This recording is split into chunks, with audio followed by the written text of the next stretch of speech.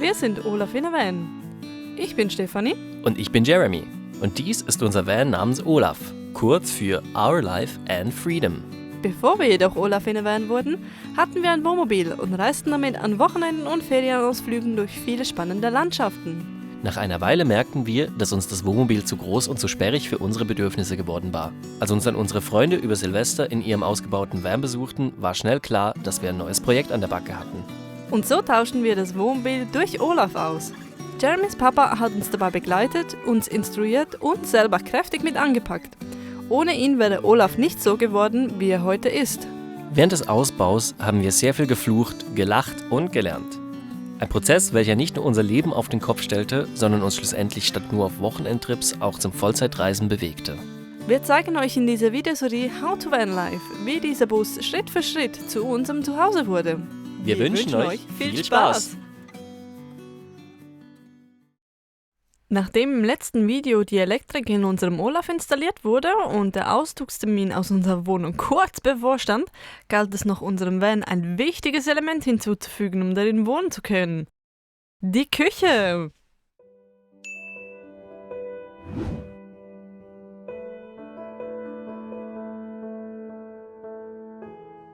Wie es der Zufall so wollte, hatte Jeremys Mama zur selben Zeit eine neue Küche bauen lassen, da ihre alte Küche zu klein geworden war, um ihre veganen Kochkurse anzubieten. Dadurch kamen wir in den Genuss eines richtigen Spülbeckens. Herzlichen Dank an dieser Stelle an Erika von genussköchin.ch. Die Küche wurde ganz rudimentär aus Sperrholzplatten zusammengebaut, welche wir am Schluss lasierten. Da in der Küche oft mit Wasser hantiert wird, ist dies unumgänglich. Das Spülbecken wurde mit Baukleber am Holz fixiert und musste dann erst einmal 2 Tage lang trocknen.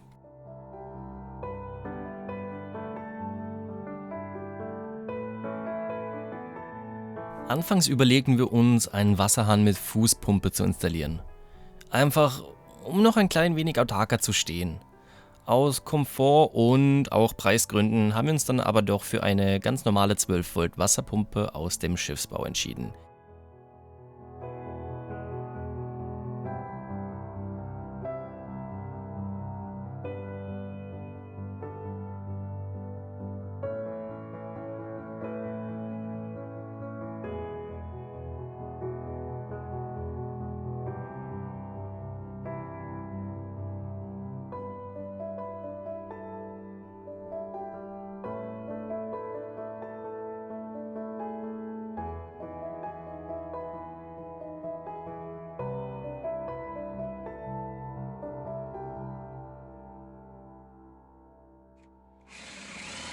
Zentrierspitze.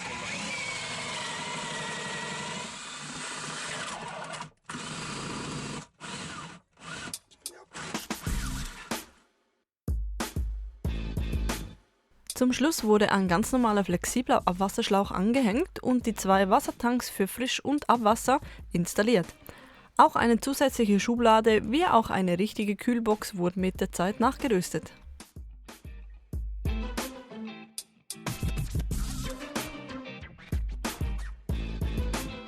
Der Auszug aus der Wohnung stand bereits auf unserer Türschwelle. Um uns die erste Zeit im Van etwas komfortabler zu gestalten, haben wir den Stauraum unter dem Bett noch ein wenig optimiert. Dazu haben wir die alten Bettpfosten genommen und diese als, wer kommt drauf? Richtig, als Bettpfosten wiederverwendet. Upcycling 2.0.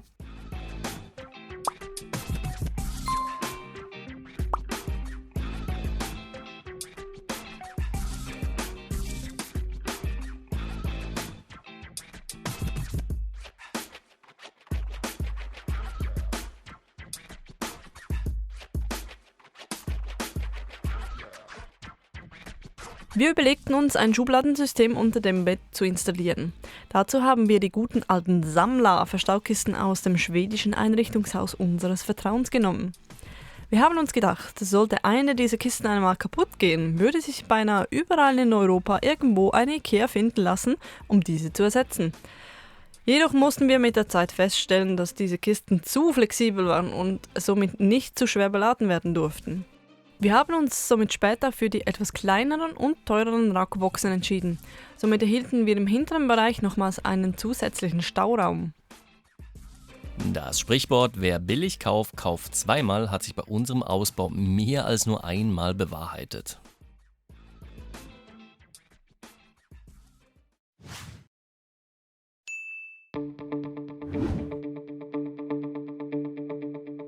Als letztes Extra vor dem Einzug musste natürlich noch eine Möglichkeit zum Kochen geschafft werden. Deshalb haben wir diese kleine Kommode gekauft, um unseren Spirituskocher darauf zu fixieren. Die Vorbesitzerin hat diese liebevoll im Shabby Chic Look angemalt. Als der Kocher eingebaut war, bedeutete das Folgendes für uns: Wir konnten endlich in den Van einziehen. Von guten Freunden haben wir die Möglichkeit erhalten, bis zu unserer Abfahrt auf ihrem Grundstück zu stehen und uns in das Vanlife einzuleben.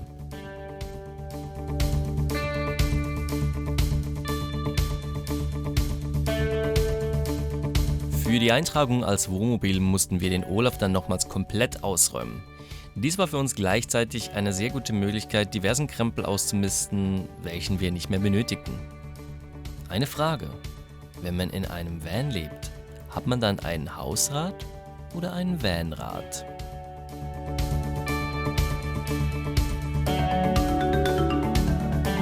Nach dem sehr stressigen und nervenzehrenden Mai konnten wir endlich mal etwas zur Ruhe kommen. Wir hatten Zeit, uns auf unsere zukünftigen Pläne zu fokussieren und uns an das Leben im Van zu gewöhnen. Die folgenden Monate haben wir die letzten Versicherungsfragen geklärt und uns langsam aber sicher mental auf unsere bevorstehende Reise vorbereitet. Außerdem haben wir uns ab und an einen Wochenendausflug mit Olaf gegönnt.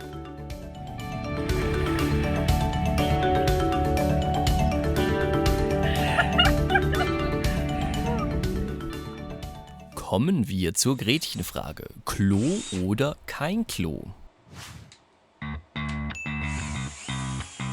Ganz ehrlich, bei dem Platz, den wir noch zur Verfügung hatten, war uns ziemlich schnell klar, dass wir ein Klo einbauen wollen. Die Erfahrung mit dem Wohnmobil hat uns auch gezeigt, dass wir keine Chemietoilette verbauen wollen. Deshalb haben wir uns einen Separé-Trockentrenntoilettenbausatz bestellt. Passend zu der Küche haben wir die Box selbst rudimentär aus Sperrholz gebaut.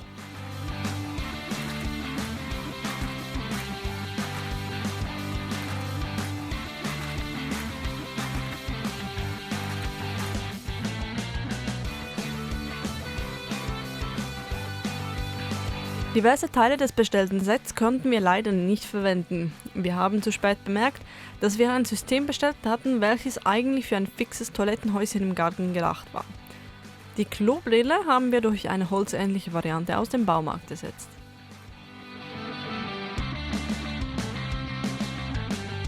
Um jeden einzelnen Teil der Toilette reinigen zu können, haben wir alle Module der Toilette zusammensteckbar mit Holzdübel gebaut.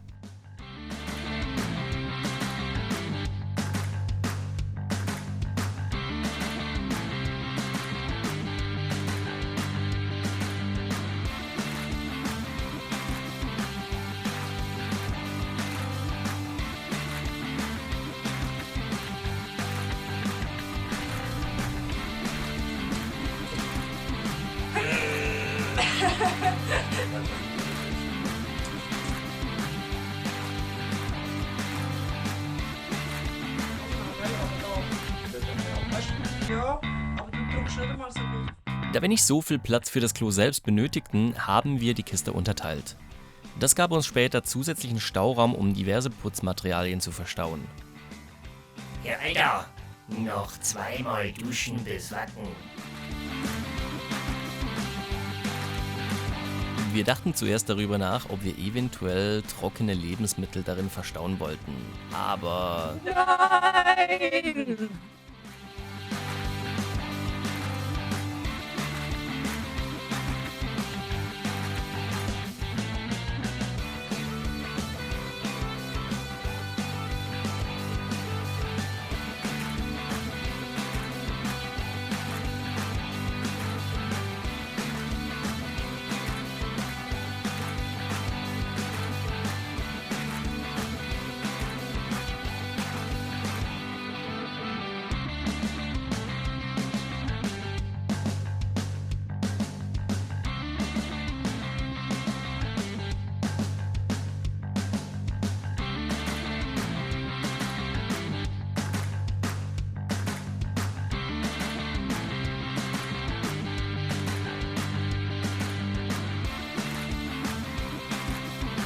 Den mitgelieferten Kakapot konnten wir aus Platzgründen nicht verwenden. Dafür haben wir den 20-Liter-Kanister, welcher ursprünglich als Urinbehälter gedacht war, umfunktioniert.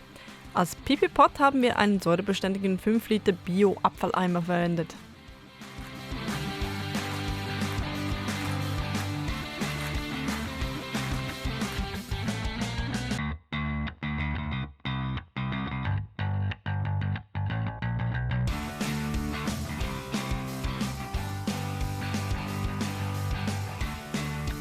Am Ende wurde die gesamte Truhe einige Male abgeschliffen und 5-fach lasiert. Mittlerweile möchten wir diese Toilette echt nicht mehr missen. Der Pipi-Pot muss sowieso jeden zweiten Tag ausgekippt werden. Der Kakapot wird mit einer kompostierbaren Plastiktüte ausgekleidet. Diese reicht für uns beide ca. 4 Wochen. Falls ihr noch mehr über die Vor- und Nachteile der Trockentrenntoilette wissen wollt, dann haut in die Tasten und basht uns was in die Kommentare rein. Dann machen wir mal ein separates Video dazu.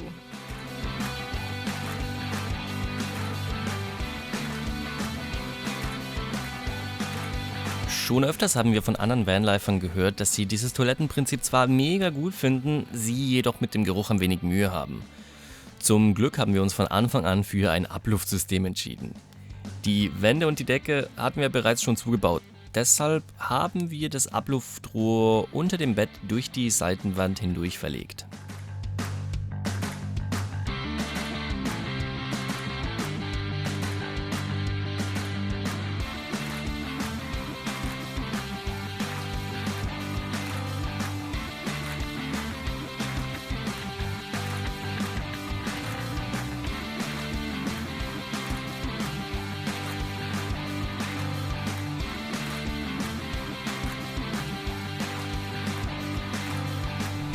Kuckuck.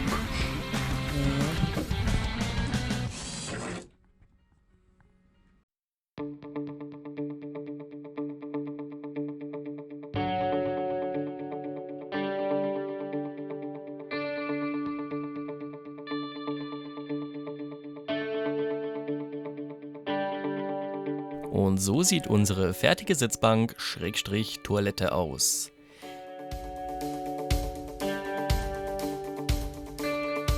Der Lüfter kann ganz edel per Infrarot-Remote ein- und ausgeschaltet werden.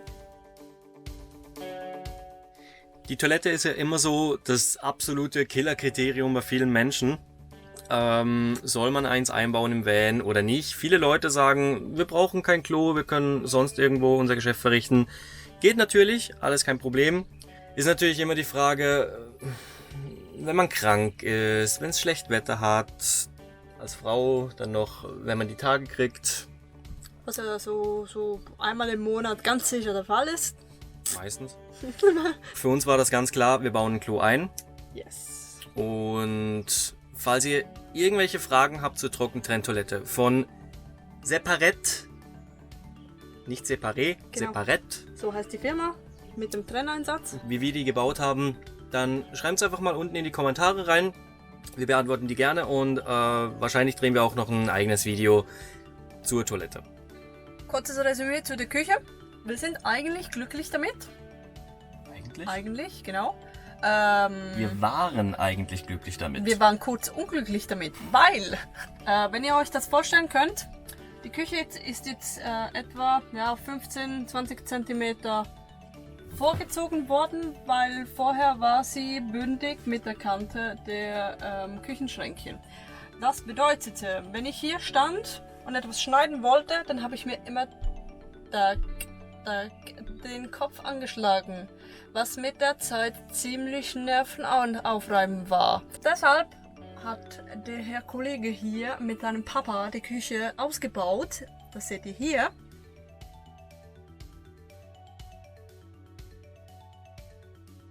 Und dann wieder eingebaut. Dankeschön. Jetzt schlage ich mir nicht mehr die Rübe an. Habe ich gern gemacht. Noch ein Hallo an alle da draußen, die jetzt neu zu uns zugeschaltet haben. Wir sind Jeremy und Stefanie, also Olaf in der Van. Also ich bin Jeremy, sie ist Stefanie. Genau. Das war jetzt der 4. Teil unseres Van-Ausbaus. Falls ihr noch irgendetwas missen solltet, dann raten wir euch, schaut euch unsere vorhergehenden Videos an. Mhm. Die findet ihr hier oben irgendwo verlinkt. Und für all jene, die jetzt schon seit dem ersten Ausbauvideo dabei sind, die wissen, was nächste Woche kommen wird. Der 5. und letzte Teil. Genau, das macht uns irgendwie sehr glücklich. Ja! Denn wir haben das viel zu lange vor uns hergeschoben. Es ist mittlerweile ein Jahr her, dass wir den Bus fertig ausgebaut haben. Wir sind echt froh, mal dieses Projekt wirklich archivieren zu können. Oh ja. Ich auf meiner Festplatte endlich wieder mal Platz schaffen zu können. Und vor allem auch Raum für neue Projekte zu finden. Genau, weil das war die ganze Zeit so im Hinterkopf, so du musst es machen, du sollst das Projekt beenden, du sollst überhaupt mal anfangen. Danke dafür. Ja, Okay. ich bin froh. Ich habe auch viel gelernt dadurch, vor allem was Videoschnitt und so angeht. In diesem Sinne sagen wir vielen Dank fürs Zuschauen und wir freuen uns auf euch. Bis zum nächsten Video. Macht's gut!